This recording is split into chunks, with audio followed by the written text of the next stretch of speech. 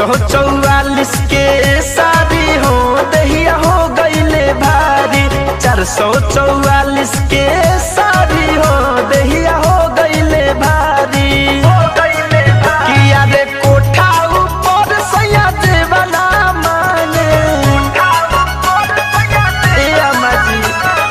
कोठा ऊपर सैया देवना मांगे। ऊपर से करे रंगदारी हो दहिया हो गईले भारी।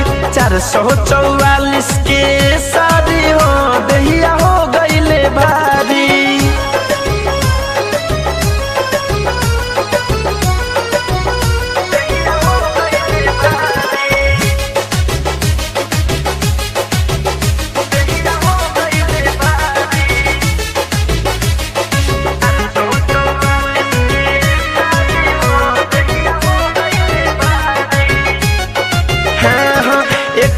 में हमर भारी जो बनावा ऊपर से 10 थान बरुए गहनावा।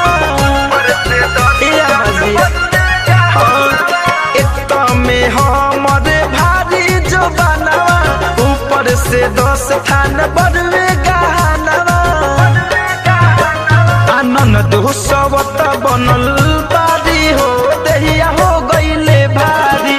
444 के सारी हो दहिया हो गईले भारी।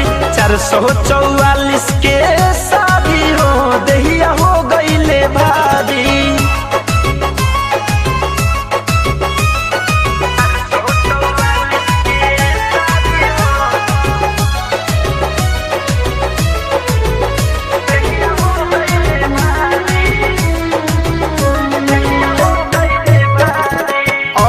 धनंजय से कैसे बताई खाए के मन करे हमारा खटाई।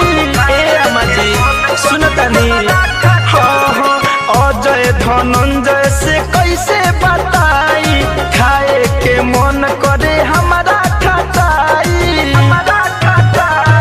मन मोही धरसया काबारी हो दहिया हो गईले भारी। 444 के सारी हो दहिया हो गईले भारी। 444